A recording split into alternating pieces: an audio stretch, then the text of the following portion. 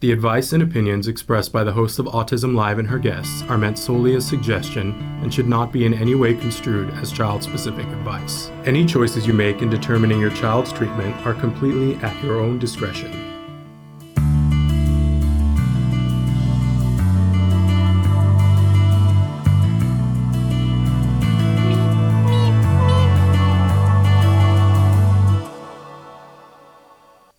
Good morning and welcome to Autism Live. I'm Shannon and I'm having a really good time today because I have my menagerie with me. We're doing a special shout out this morning to the folks at Wild Republic. They were one of the amazing toy winners in our toy guide this year, and they were so sweet and sent us a bunch of stuffed animals that we were charged with making sure got out to as many people as we could on the autism spectrum.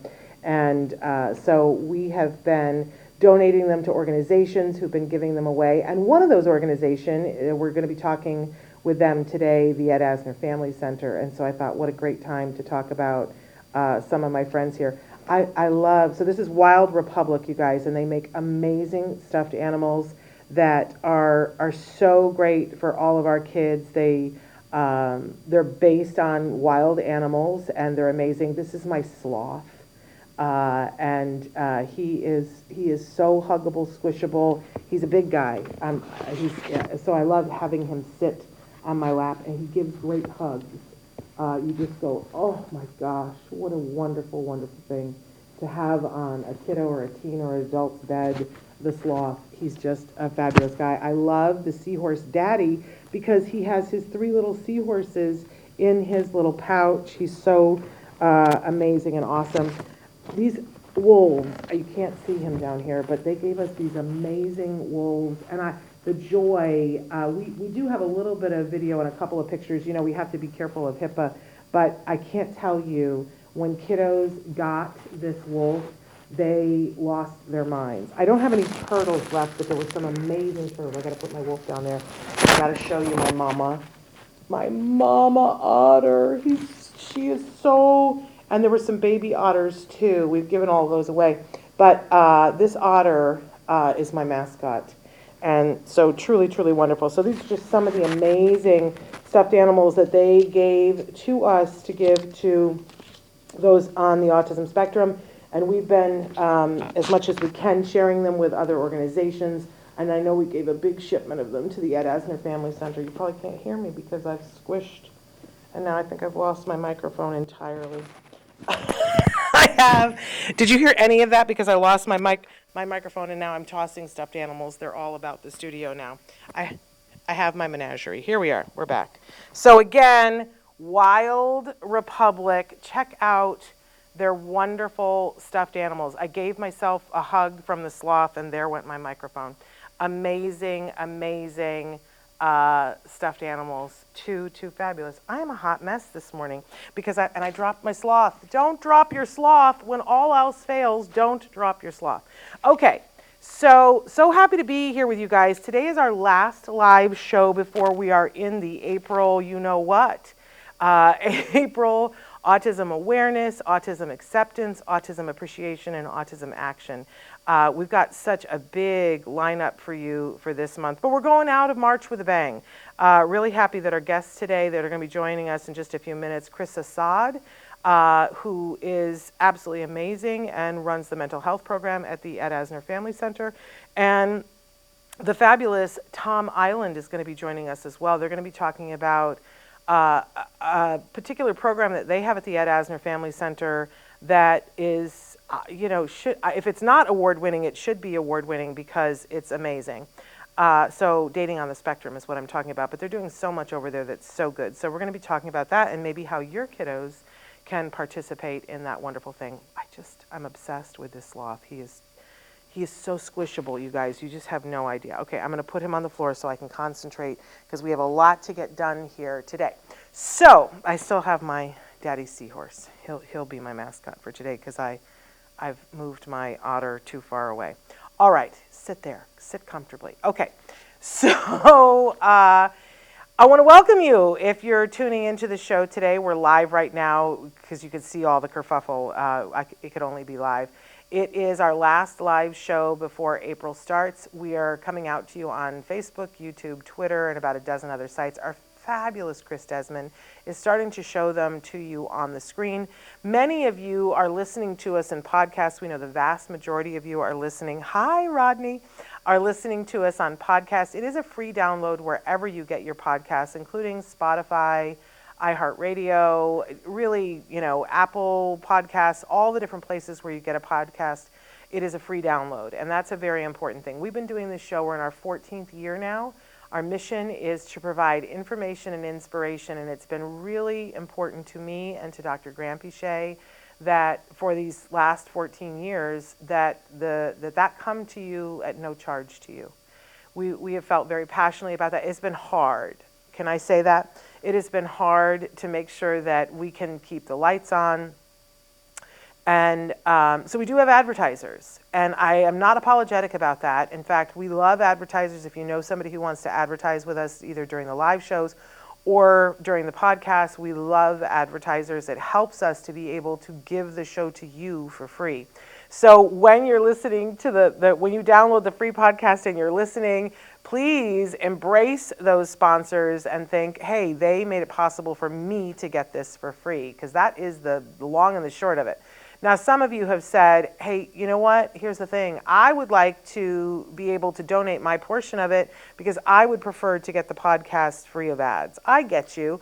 And what we did was we partnered with Glow. So you can go to glow.fm and then it's /autism-live, glow.fm/autism-live. When you go there, it will be a $5 a month fee that you will get in order to get the show completely free of ads, if that's something you prefer. But I will tell you the super part of that is that when you pay that amount, and by the way, if you buy it for the year, it's less expensive than $5 a month. I think significantly less expensive, because they do have a charge. Glow charges us each time they run your credit card. So if they do it every month, there's a charge for that. But if they only run it once, then there's a significant discount, and we pass that on to you. We're not trying to make money off of you. That's all I can tell you. So you can do that as well. But here's the good news. When you do the Glow thing, you get everything that happens at the Autism Network free of ads. So you get Autism Live, you get Ask Dr. Doreen, you get our Stories from the Spectrum, you get everything, including we've got some new shows that are coming up that I don't know if you heard, we're incubating new shows. I'm really excited about them. We're going to talk more about that in April. Now, as I said, we're going to be joined by guests Chrisa Sadd and Tom Iland in just a few minutes. They're going to talk about their program at the Ed Asner Family Center that they've been doing for a while now, Dating on the Spectrum, plus other things that are going on. There's so many wonderful immersive mental health things that happen at the Ed Asner Family Center on a regular basis. So shout out to them. If you're tuning in late and you're like, why do I see a sloth and why am I seeing a seahorse? These are fabulous stuffed animals that were donated to us from Wild Republic.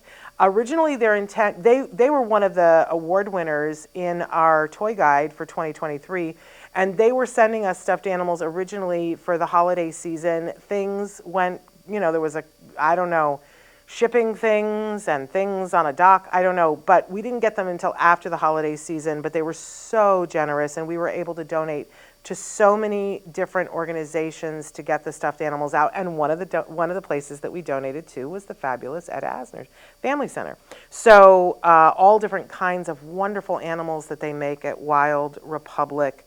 They're plush, they're soft, they are, for our kiddos that are interested in nature and things of that nature, because I've been able to hand so many stuffed animals to kiddos in the last couple of months, and the way their face lights up, and our kiddos tend to notice, I wish I had one of the turtles with me, because the turtles, they were snapping turtles, and they're just amazing, and they're stuffed animals, so they're a little cartoony, but they're also very true to the actual animal. And I remember one little boy that I handed it to, and he was telling me all these facts about snapping turtles that I would not have known.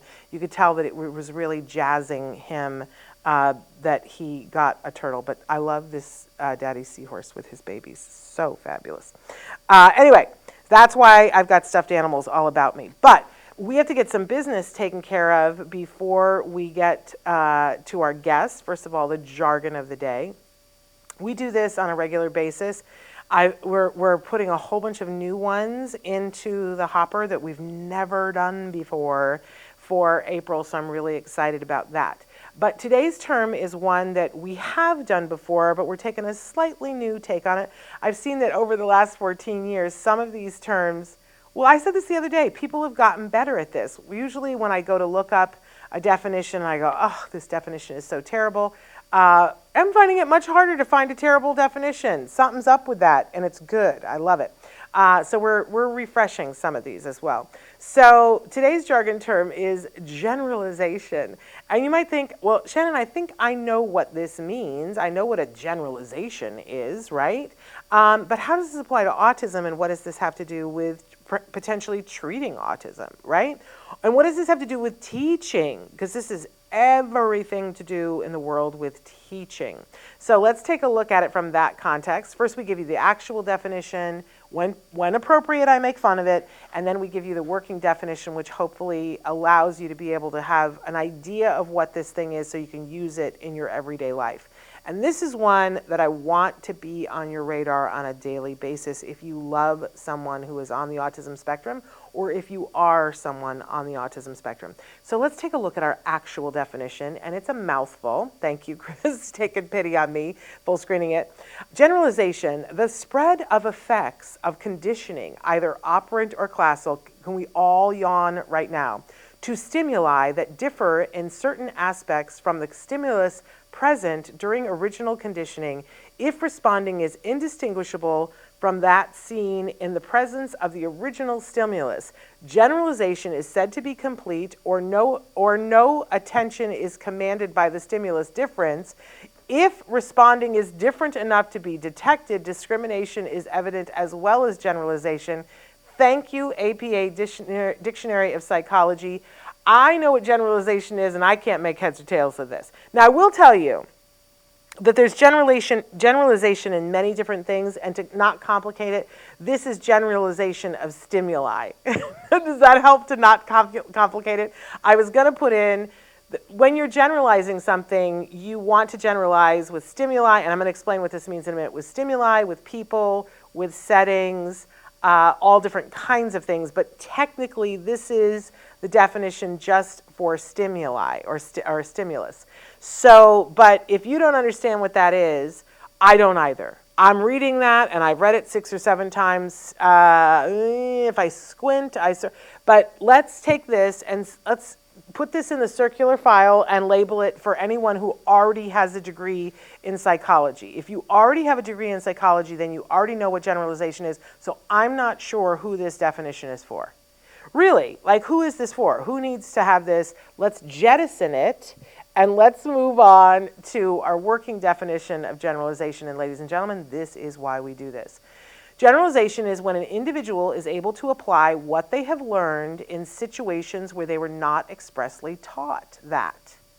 Okay, so what does that mean? So let's say that let's start with something easy. I want to teach the color red to an individual that may or may not be on the spectrum, right? And I want them to learn the color red. But there are so many variations of the color red that I could spend the rest of my life and just focus on teaching them, well, this is a brick red, and this is an orange red, and this is a hubba hubba ding ding red, right? And this is a cherry red, right? But that would be boring and ineffectual, right? And I wouldn't get to some other really important things. So when we're teaching anyone something, we want to be mindful about generalization. We want to think, okay, how can I teach this in a way that the person will then be able to take what they've learned and apply it in circumstances where we have not expressly taught it? So I'm teaching red to someone, and if I'm planning for generalization, I might start by teaching it 2-dimensionally, right? I put a color on a piece of paper, and this is red. But then I quickly move to a 3-dimensional crayon, and I go, this is the red crayon. and it colors red, right? And now I want to move it to another thing where I have a car that is red. And I go, what color is the car? Oh, the car is red. But then I want to point when the sky is red and go, oh, look at the sunset, it's red, right? And at some point, I hope that the individual will now be able to, maybe I've taught it in 6 different ways, but now the individual is able to look at something where I have not taught it. That maybe I haven't taught it in a shirt yet, but I hold up the shirt and I say, what color is it? And the individual is able to say, that is red. And that they understand that that is red, even though, hi, Chrisa.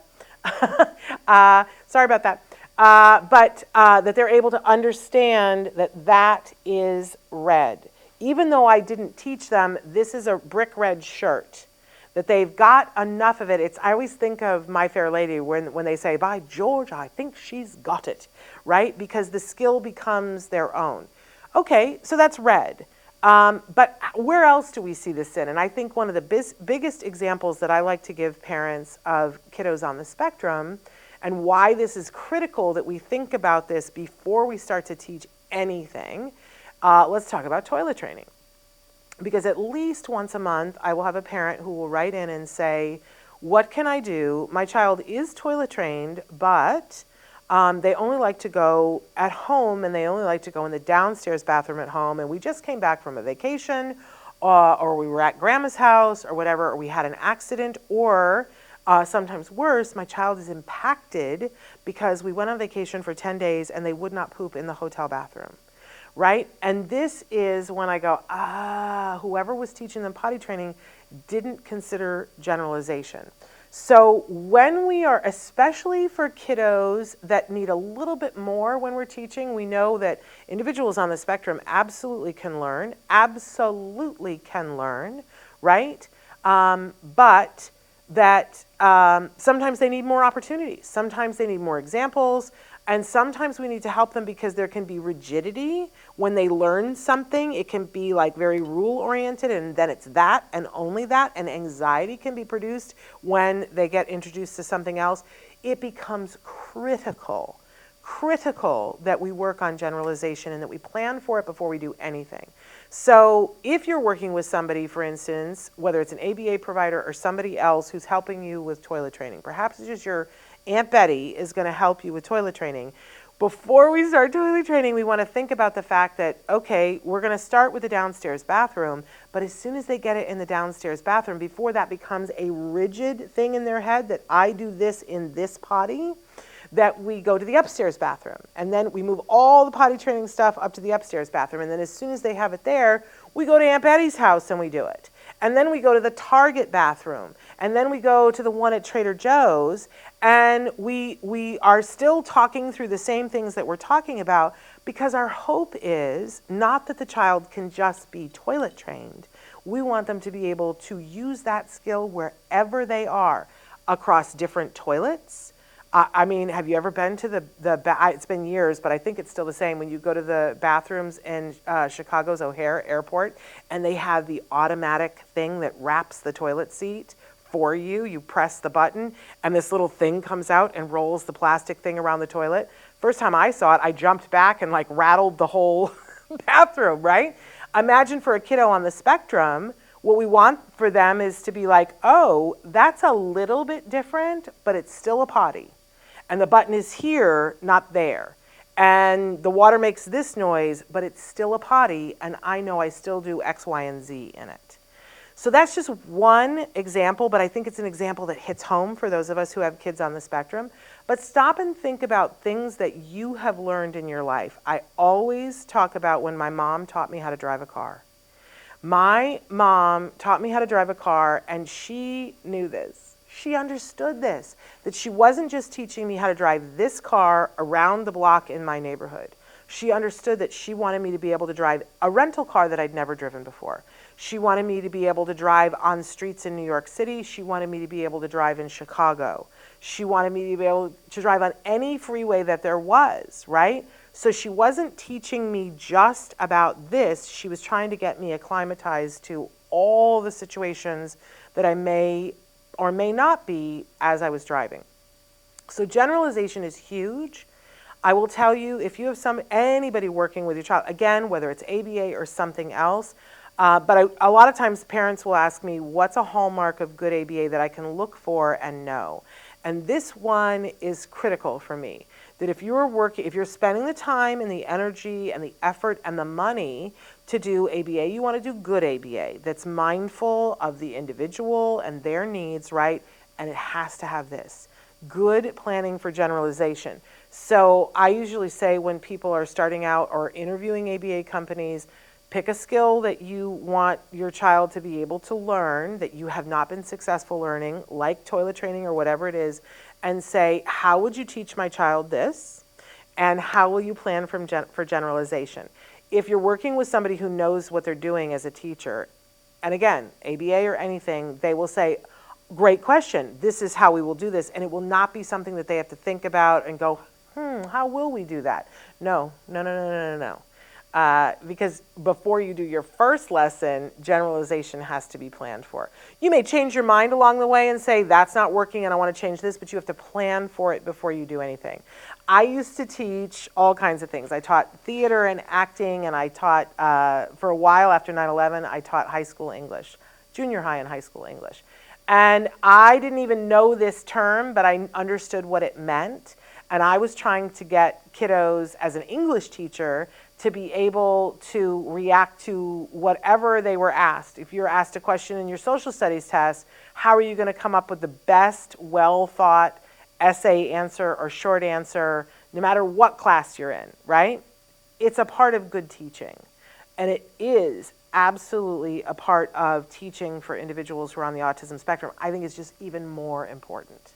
That if we're really trying to be successful and play to their strengths, then we will absolutely plan for generalization. So that's that. Okay, so our guests today, I was saying before, the amazing Chrisa Sadd and Thomas Iland. Let me tell you a little bit about them. Chrisa Sadd is a licensed marriage and family therapist. She has extensive experience working with families, siblings, caregivers, children, and young adults. Providing psychotherapy services for special needs community and others since 2001. You would never know it because she looks like a teenager. She is also the director of mental health at the Ed Asner Family Center, which we dearly love. They have moved now and they are located in Van Nuys. She is the co-founder of the Dating Spectrum, which we're going to be talking about today, and she co-leads that and co-created it with neurodivergent individuals. And one of those neurodivergent individuals is here with us today. She has been quoted many times as saying, I love the work that I do. Helping others is a part of my heart and my soul. It's truly rewarding when we see another person's life change for the better. We are going to be talking about this program, and I'll make sure to give this phone number if anybody needs help immediately. But Thomas Iland is also here with us. Thomas was diagnosed with autism at the age of 13 years old. Since accepting his diagnosis, Thomas has been recognized as an award-winning author and thought leader. He left his career as a certified public accountant in 2015 to become a keynote speaker and a certified human potential coach. Now that's a mouthful, but isn't that a wonderful thing to be called? And diversity, equity, and inclusion consultant. So if any of you have companies and you are wanting to have a consultant for diversity, equity, and inclusion, here you go. He is the owner of Come to Life Coaching, which is based on the title of his best-selling book, Come to Life, Your Guide to Self-Discovery. His mission is to empower individuals on and off the autism spectrum to live the life of their choice. Thomas has spoken at the United Nations, given a TEDx talk titled How to Come to Life, and he is one of only 93 Toastmasters International accredited speakers in the world, and the only person with that title on the autism spectrum who has achieved this designation. He is engaged to the fabulous Rosetta, and they have been on the show for us. They did one of the takeovers for our podcast-a-thon, and I will say this, I think it was one of the most watched episodes. If you haven't seen it, you should go back and watch it. I will also say that before we knew that we were doing this, we had already booked Tom to be on the show with us in April. So he's actually back next week to talk about his new book. So we'll give you more information about that. But I also want to say that Tom has the prestigious international, from the Junior Chamber International's prestigious award, 10 Outstanding Young Americans Award, and has finished 6 marathons, 2 half Ironman triathlons, 2 full Ironman triathlons, and recently broke his own Guinness Book World Record as the world's oldest person with autism to finish a full Ironman triathlon. I mean, come on. That is pretty impressive, Tom. Okay, so they are joining us both virtually. There they are, looking so fabulous. Hello and good morning, you guys. Good morning. My earpiece popped out. So thrilled to have you guys here. Where do we even want to start? You guys have been doing this dating on the spectrum thing for a while. Who wants to talk first about what it is and how long you've been doing it? Is that you, Chrisa? Yeah. Just thank you so much for having us. We're really excited because we are doing our first dating spectrum class online. This is, I think, the fifth semester where we've taught the course. And Tom and I have partnered up for a couple of those, maybe 3 semesters, Tom? Yes. Yeah. And, we started it in, I hate to say this word, COVID, but it was wildly successful. People wanted to come out and learn as much as they could about what is it like to date? What is it like to have successful relationships? And we've just been on a roll ever since. And it's just been so much fun and really exciting. Yeah, you guys are doing so many amazing things, but this particular class, it's hard. It's like Sophie's Choice. You don't want to pick one above everything else. But I've seen so many amazing things come out of this program, the Dating on the Spectrum. Most importantly, I want to say this, self-esteem. That I've seen people come out with just improved self-esteem and confidence, being ready to not only face the dating thing, but face everything that is coming at them. So I'm a huge fan of this. But now for the first time, you're opening this up so that, because so often people will say to me, "Oh, Shannon, I watch your show and I see the amazing things that are going on in Los Angeles, and it's just breaks my heart because my kiddo is not in Los Angeles." And you guys, the Ed Asner Family Center during COVID killed it. You just made so many things, possible to people around the country and around the world. But now I feel like you said, we gained steam, but now tell us what this is going to look like and who this is open to. If it's online, can anybody join? Talk to us. Yeah. Tom, you want to talk about that?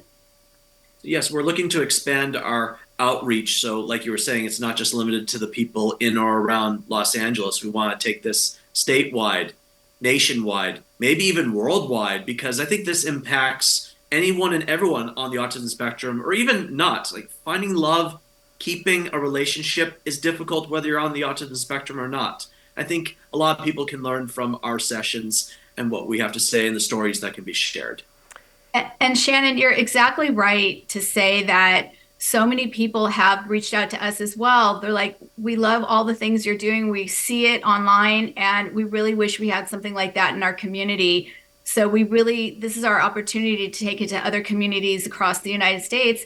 And I was just talking with Tom earlier, and, if there are communities out there that there's 20 participants or, that some organization knows that they want our dating program to come to their city, I think that would be an option in the future as well. Like, we would really like to be able to take this to other communities, not just in the Southern California area, but other places as well, because I think one of the fun things that we do also, in addition to this, which takes place in Los Angeles, is our social club. Yes. And I know we'll show some photos later, but we meet once a month and we are just growing. And this last one, we had 30 people at our social club, and we literally were sold out for the last dinner and a movie. Well, wait. Let's start to show some of those pictures now. And I want for you to just kind of describe for us what it is that we're seeing. So that is Chelsea Darnell. She is one of the co-founders of the Dating Spectrum. She also helped to, she is our social club ambassador, and she also gives input and feedback on all of the curriculum and the topics that we address in the program. And so Nava Paskowitz Asner is one of the founders of the Ed Asner Family Center, and she is always about everything's co-led and co-created. Yes. Yes. Look at that wonderful group. That's we went to a restaurant, a dining hall in Woodland Hills, and so we had just such a great group. They're the two girls that started autism are right in the front of that photo on the right side. Yes, they're joining us in a couple of weeks on the show. Well, Lillian is. Yes. We've been doing more activities with other organizations too. We went to see Kung Fu Panda, so that was really fun. And that's a bowling night that we had, dinner and bowling, so it's pretty exciting. Wonderful. That is a paint and sip at the center itself. And we did paint and sip various sodas. So we had 15 different types of soda to everyone, for everyone to try out, really funky flavors. And it was just really something conversational. There's some of the soda. And then this was when Tom and I were working at the center. These are photos of the older center. There we are teaching the 5 love languages. Amazing. Truly wonderful. And more photos. Tom, do you want to speak about some of the topics that we have? So we have a wide variety of topics that we cover over the course of the dating spectrum. First and foremost, the concept of attraction, whether or not someone likes you or you like them. What are the signs of that, or what are the signs that someone may not be attracted to you and you might want to pursue someone else? Then there are finding common interests. Like, what do you have in common? Do you have fun together? Do you have something that can create a good foundation or basis for your relationship? Or also the different levels of relationships. You become friends first. Then maybe you want to take things a step further, become boyfriend, girlfriend, or depending on what kind of orientation you are. Maybe you want to marry this person one day, become engaged, bond in holy matrimony. Are you going to have children one day? All these things that are different stages, levels of a relationship. We go over that as well. And also we discuss the importance of boundaries, healthy boundaries at that, the importance of saying no, and thinking about cyber bullying and online relationships when, if ever, might you be crossing the line in that respect. So these are some difficult conversations and abstract concepts that we're having to bring up, but they're also very necessary because a lot of people on the autism spectrum, it's totally foreign to them that they might be doing something that totally scares another person, or might even, worst case scenario, land them in legal trouble. Yeah, so we've seen what we talk about is very serious, but we like to have fun as well, as we see that relationships are a good thing and they can make us better people. Yeah, I'm so impressed with you guys. Go ahead, Chrisa. Go ahead. Oh, sorry. One of the things that is different is typically in person we do practice dating scenarios. We will still be able to do that online, but we'll use a lot of visual mediums. But mainly because it is online, we're calling it the Dating Spectrum Coaching Hour. So we really want to open it up to our community as well. Like we'll have a topic, but we really want our community to be able to voice their experiences and give examples. And, we also give examples, but we want it to be a collaboration where we all are really having these conversations around dating. And it's not just dating, because like what Tom said, these skills are necessary and important for friendships or other relationships. So, it just insert romantic here, or, if you want to also improve your relationships in the workplace, just kind of cues and things that will, kind of give you better tools to recognize, is it a person that you just can consider a friend? Is there compatibility, similar interest, similar, ways to navigate, whether it's dating or a work friendship or a friendship at school or something like that. Yeah, it's so funny to me that as a parent, and I'm going to say that I'm guilty of this too. So this is not me saying to all of you, oh, why haven't you done this? Because this is me too. But we worry about so many other things, about giving our kids a leg up, giving them assistance, helping them, to get whatever it is that they need along the way. And then, I don't know whether it was because we just didn't have things like this, but we all kind of like fall apart on this and just hope that somehow they figure it out. I don't think there's a single parent that doesn't want, if you ask them, that doesn't say, I would love for my child to find somebody that they really get along with, that they love and that loves them, and that their life is filled with that. But have we done the things to set them up for it? And I love that you guys have been in this space for a little while, but that you're taking it into a much bigger arena so that more people can access this. Because as parents, we don't have to have all the information to teach them ourselves. Isn't it better to put them in a place where they have an LMFT, a person who has demonstrated excellence in coaching, who also identifies as being on the spectrum, right? And then a group of their peers, so that some of the things that they're thinking and feeling can be normalized, and that they're not having to think about it alone in their bedroom and think, I don't know if that's weird or not. I just love that you guys that you've been doing this, and I've seen the benefits of it, but I also love that now you're going to do it online. So let's talk about brass tacks here. If somebody's watching and like, okay, what age does somebody have to be to participate in this? Let's start there. So we're 18 and older. Okay. Because we do discuss, we have a whole day or a whole class where we talk about sex, and sex comes up, and not necessarily specific details, but the idea of it. So we are 18 and older. And it's interesting too, because a lot of students don't necessarily say that they want to have sex, but they might just want a companion and someone that they could share time with and activities. Yeah. So we explore that. Dating doesn't always mean sex. It means companionship as well.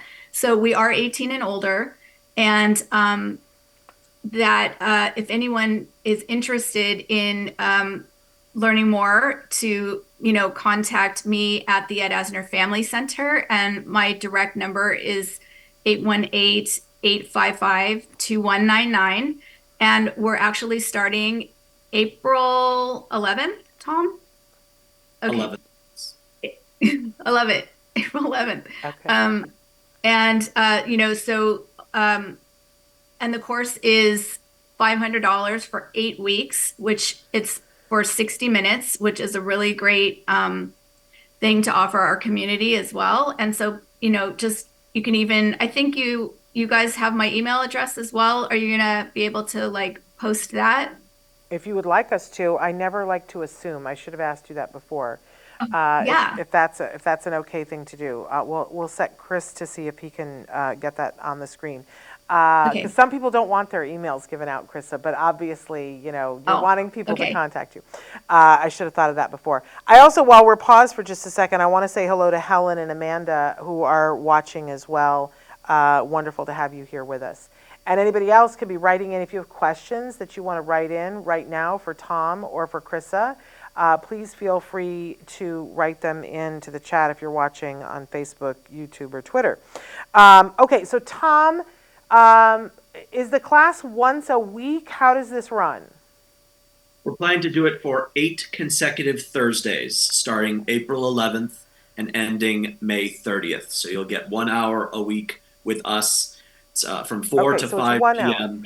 Is there a level of understanding that you guys prefer to have? Is there, there's no delicate way to answer this question, but parents say, does somebody have to be vocal? Can they be minimally verbal and be a part of this? What is your target demographic in terms of individuals on the spectrum to get the most out of this class? Tom, you want to answer that? I was actually going to defer to you. Well, I can it's a weigh hard in question. after you go. It's a hard question. A little bit. It's a hard question, but I think because it's not in person, we used to do Zooms to make sure that our program was a good fit for people. Yeah.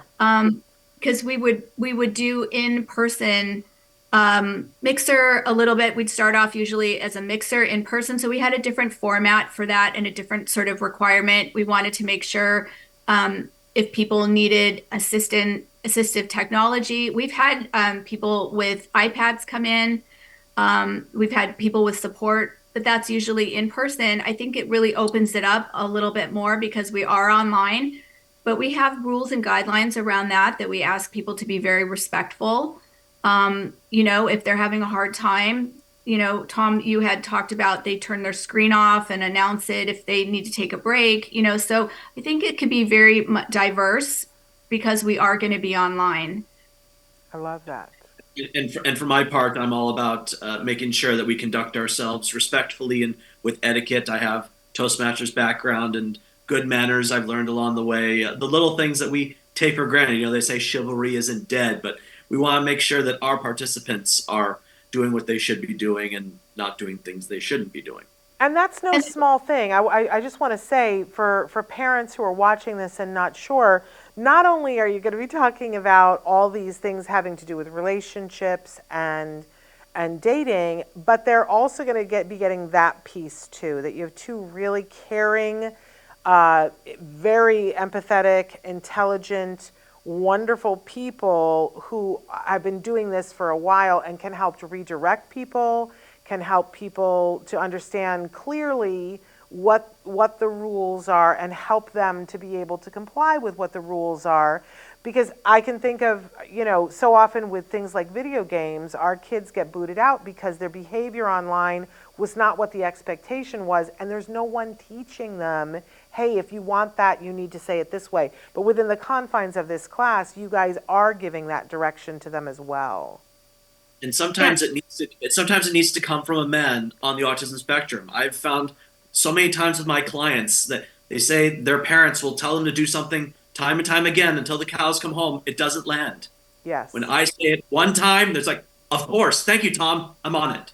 Yeah, but you know what? You're kind of magic anyway, one of Tom. their peers. Yeah, you're kind of magic. You have a way about you. I don't know. I can't quite put my finger on it.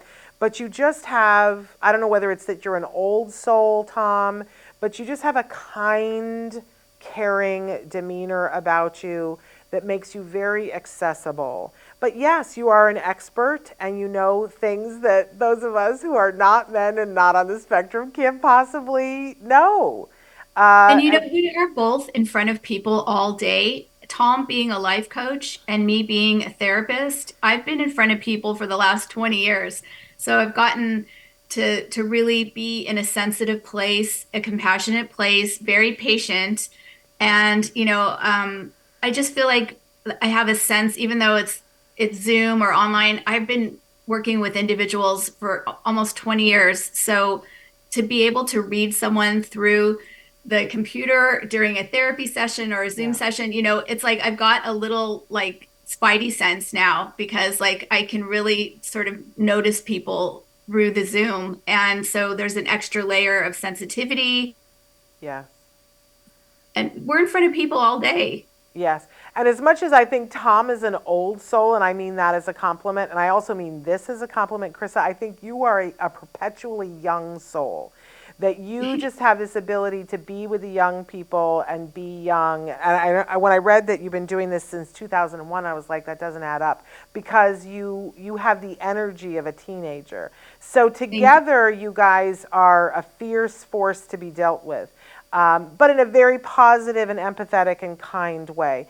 So at this point, this class starts on April 11th. I would imagine that it's going to sell out in terms of that, you probably have a cap for how many people that you can have participate. So I want to urge people that if this is something that you've been hoping for and praying for and saying, I don't know what we're going to do about this with my kiddo, this is a real opportunity for you. And I would not wait until the 11th to sign up. If you wait until the 11th, then you're not going to have the opportunity. I imagine you guys, this is not going to be the last time that you guys do it, But why would you wait? Why not get this in before the summer and have that opportunity and know as a parent that you have covered this box too? You can put the little check next to this box. And I was thinking about this the other day. I was talking to somebody who married young, and we were having a discussion about when you have the security of knowing that you are with somebody who cares about you, and that you've got that going for you, and to have that as young as possible in life, it's a real gift. At any age, it's a real gift, but having that piece allows you to feel free to do other things. I didn't get married until late. I was almost 40 years old when I got married, but I say to my husband all the time that it gave me courage. I knew I always got to come home, and every day I get to come home to my husband. It's that safe place for me to go. So it gives me courage to go out and do things during the day that otherwise, if I was going home alone, I might find that harder to do. And if we think about what we want for our kiddos, don't we want them to be loved and have a community? And if nothing else, they will learn how to safely approach this, and they will have the community while they are doing this, which may last afterwards. So please sign up. Please get registered. But the best way to do that is to call you, Chrisa, or email. The 818 number or the Chrisa at teafc.org. There That's it is, correct. because Chris Desmond is fabulous. He's got both the phone number and the email on the screen for those of you listening in podcast. It's Chrisa with one S.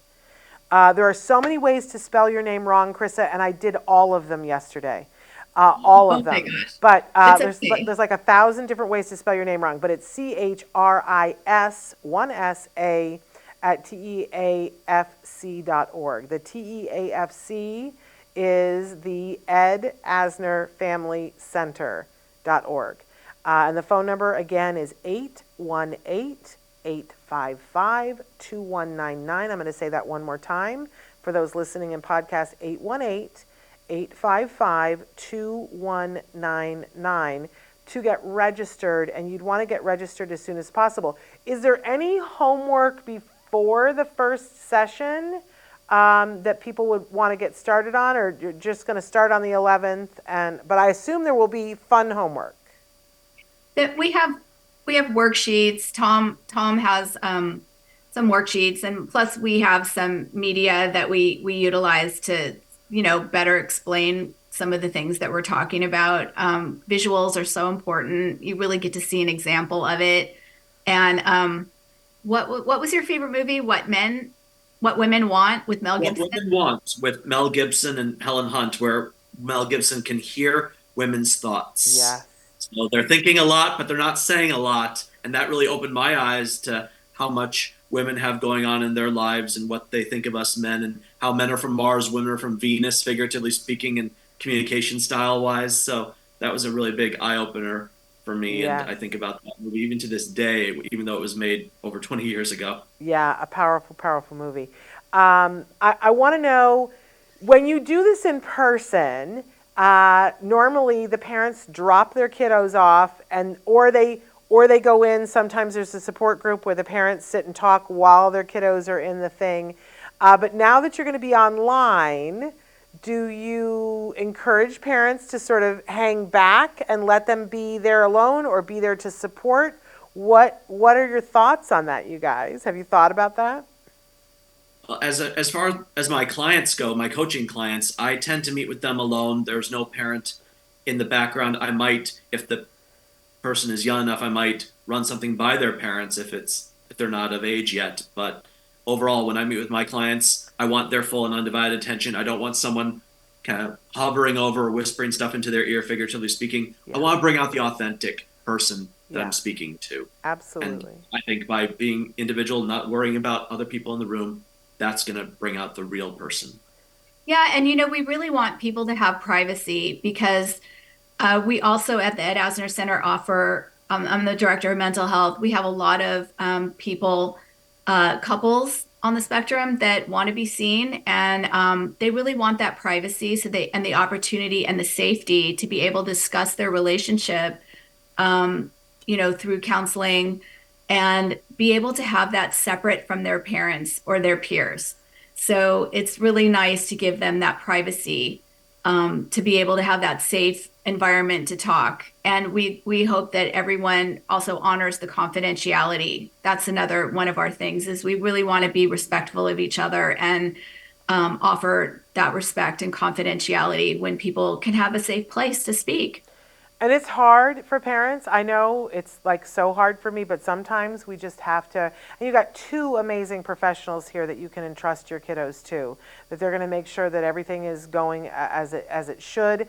And also, I would imagine if there's something that you feel a parent needs to be made aware of, like if there's any kind of behavior that's happening that is not okay, that you guys will report that back to the parent separately so that they will know or not. Well, we would first go through the individual. Yeah. They need to be able to sort that out for themselves and maintain their own Okay. you know, great behavior and well-being to the community. Tom, would you agree on that? Yes, particularly if these participants are 18 or over, they are legal adults and they, I believe, are capable of making their own decisions and choices. Yes, the parents can weigh in, but the final decision lies with the participant, or I believe it should. See, this is what we all need, including myself, for to be reminded by Tom and Chrisa. Let them, deal with their stuff. It's so hard, Yeah. you guys. The letting go is so hard. I struggle with it on a daily basis. Well, I have to tell you exactly. There are some parents that used to come to the pickup, or they would stay for the parent meeting, and they would ask me specific questions. And I said, I would redirect back to the participant and say, you need to ask that. It's privacy. They're 18 and older, and they're able to really have that presence themselves. And so some parents really started to see their child grow. And it was like a little light bulb moment. I'm thinking of one in particular. It was a light bulb moment for her to see her son as a young man. Yes. And, interested in dating and wanting and desiring, like what you spoke about for yourself, that safety to come home to someone. We're so social. Some of us really crave that connection and those friendships and those solid relationships where we've polled people. They want to know that somebody is there for them and that they just need one person. Yes. And that's all we need sometimes, is one romantic interest that's going to stick around and be kind and loving, and or our best friend, our companion.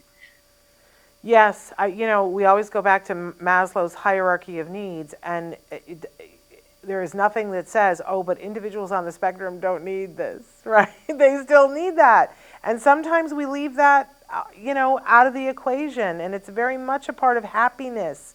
If happiness is the thing that we're going for, let's make sure that we give everybody their best chance for that to be able. And again, just to reiterate, dating doesn't always include sex. There are so many people that have said, I'm not interested in that, but I really want someone I could go to the movies with or go to dinner with or something, just a companion. And so if some parents are like, oh, my kid's not ready for dating, or if a young adult's listening to this, it's really what you want to make it.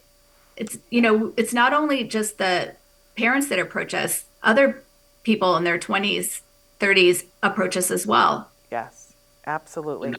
I think this course breaks down a lot of the stereotypes and stigma that are out there. There's some stereotypes and stigma that people on the autism spectrum don't want friends or don't want connections, just want to be alone all the time. Yeah. But that's not the case. We see that time and time again in this course. These people want connections with people who truly care about them and love them for who they are.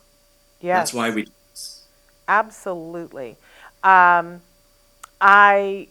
anybody is not sure about that, I want to give a shout out to, if you haven't watched the film, it was Oscar-nominated Crip Camp. There is a scene where they're all sitting around and talking and having conversations about themselves as people. And there is a moment where somebody says, I just need for my parent to realize that I'm having these kinds of conversations. It was really powerful for me. It was very eye-opening for me, going, okay. We got to make room for them to have those kinds of relationships and conversations. And if you're not sure, go watch Crip Camp. You'll get 100% sure. So, but you got to sign up. Let's put the website up one more time and the phone number to make sure. And then I want to talk just a little bit about the mental health stuff in particular. So again, it's Chrisa with one S at teafc.org, 818-855-2199. But you guys have a whole host of things. Now, I don't know, you used to do a separate class that was for kids a little bit younger that was specifically about sex education. Do you guys still do that, or is that on vacation for a couple of months? Oh my gosh, we have so many amazing enrichments right now that that we've been promoting. We have art class. We just had drum circle. We had dance class as well. So we kind of go through seasonally different courses, and we did offer 13 to 17 sex ed class. It was for 4 weeks. That one was so popular. So many parents wanted. So many parents want that because they do talk about puberty and other areas of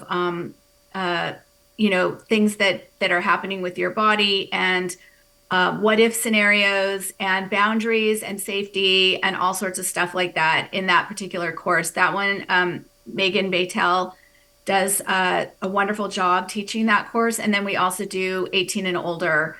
But we have talked about maybe bringing that one online as well, so that other people in other communities could experience the sex ed course, which is lovely. I think it'd be a good move, you guys. I have to be honest. I think it's so needed. I want to reiterate the importance of having a man talking about man's parts. I once had a participant ask me, so why do I need to urinate after I ejaculate? And I was able to explain how the man's parts work, and he was like, okay, that makes sense. Thank you for that explanation. Right. You need a man to explain man motions and functions sometimes. Well, I just learned something I didn't know. So there we are.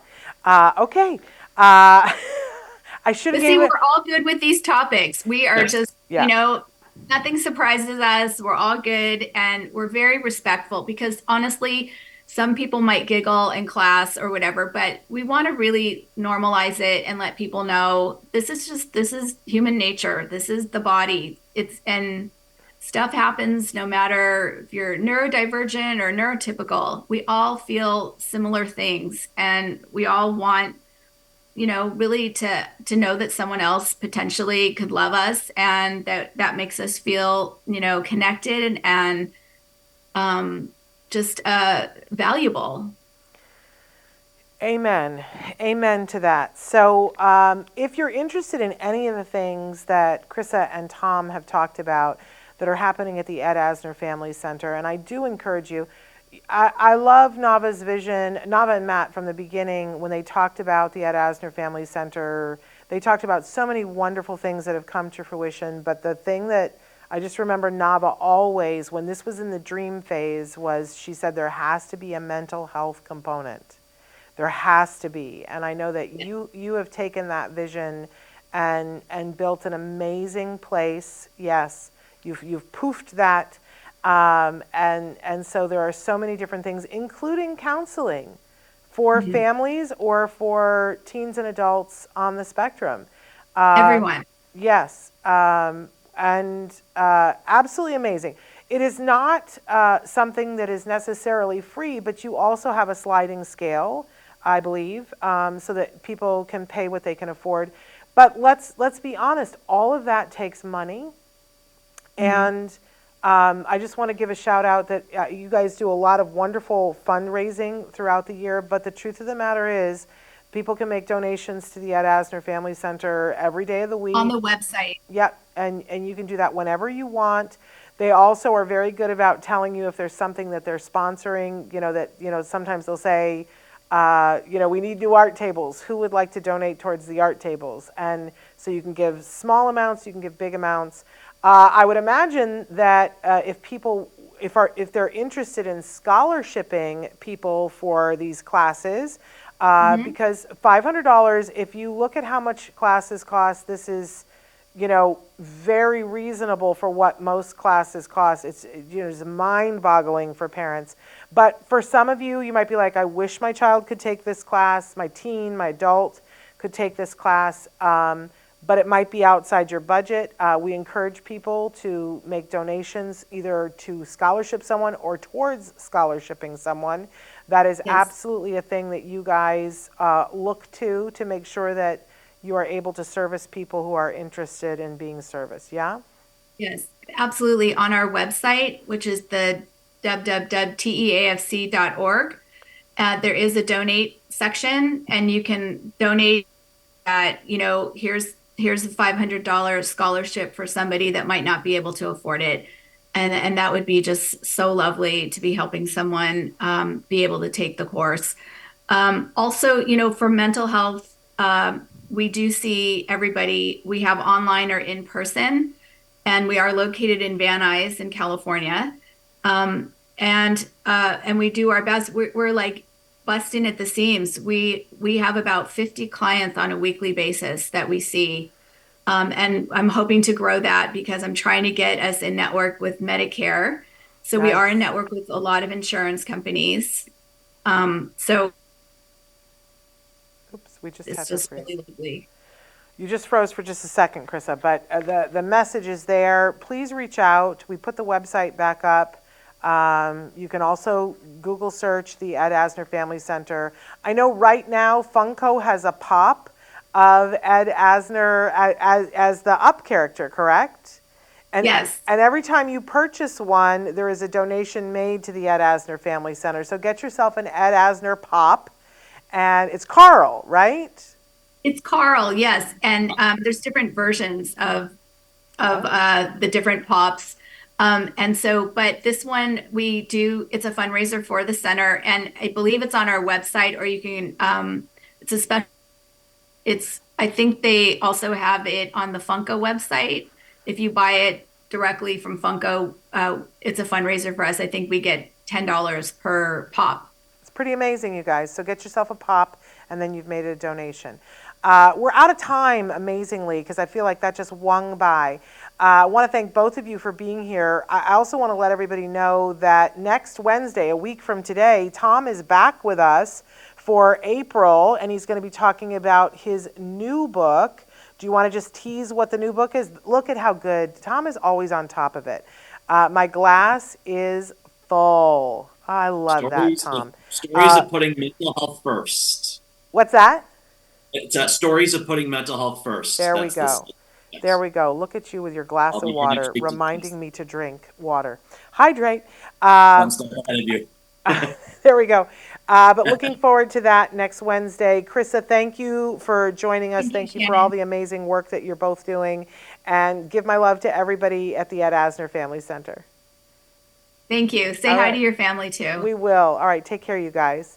Bye. Thank you so much. As we leave, and we're over time now, I just want to give the teaser for next week, and we're hoping to put the whole month for April. The whole month is booked solid. But next week, this is what our schedule is. How is this? So on Monday, Dr. Stephen Shore is with us on Monday. We're so excited to welcome him back to the show. He is famous for saying the line, when you've met one person on the autism spectrum, you have met one person on the autism spectrum. He's an amazing educator and just a pillar in our community. We're so excited to welcome him back. On Tuesday, it is World Autism Awareness Day.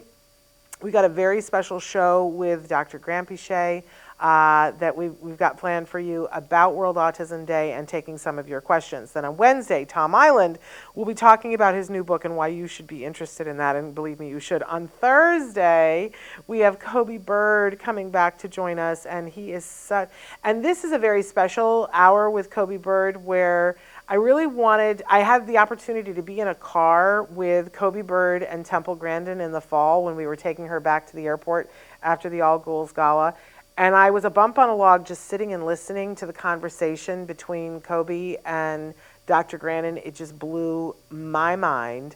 But it made me think about the fact that way back when, was probably the third interview I did with Temple Grandin, we just were on a car ride, And you can look it up. It's called Driving with Dr. Grandin. And I didn't ask her questions as much about autism. Maybe there were a few, but I asked her questions about her life that people weren't asking. I loved that interview. I loved that time. And we're going to be talking with Kobe about a lot of things that are about his life, which I'm getting to know Kobe Bird is what we're calling it. So that's wonderful. And then on Friday, to finish off the week, we have the amazing Julie Matthews. If you've never heard Julie Matthews speak before, she is a nutritionist with a specialty in autism. She was part of a new study talking about autism diets and what the actual effects of those diets were on many different levels of symptoms, things like anxiety, seizures, compulsive behaviors, all of these different things, cognition, focus, all of these different things. So, and she and Jim Ball, that we were just talking about yesterday with Dr. Grandin, rated 13 different diets on each one of those symptoms to show which was shown to have more of an impact. So it just blows my mind, you guys. So she will be on Friday. That's just the first week. And let me tell you, we've got some amazing people joining us throughout the month, including Lisa Ackerman from TACA, including, we mentioned Lillian Carrier is going to be with us from Autism. Thomas McKeon is coming back to be with us, which Thomas always likes to, get it started. We will have conversation with Thomas, which I look forward to always. So many, and Dr. Temple Grandin, how could I forget her? She's going to be joining us later on in the month. So we have got a really spectacular month planned for you.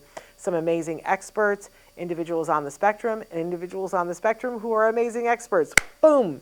That's our April. That's what it's looking like. So we will have new shows every day, Monday through Friday, and we even talked about potentially squeezing in some Saturdays. I don't really want to do that, but if we have to, because there's so much going on, you guys, so much going on. So join us next week. It's going to be a thrill a minute. We'll look forward to having you there. Until then, give your kiddos a hug from me and one for you too. Bye-bye for now. Hug a sloth. Hug a sloth. Thank you, Wild Republic.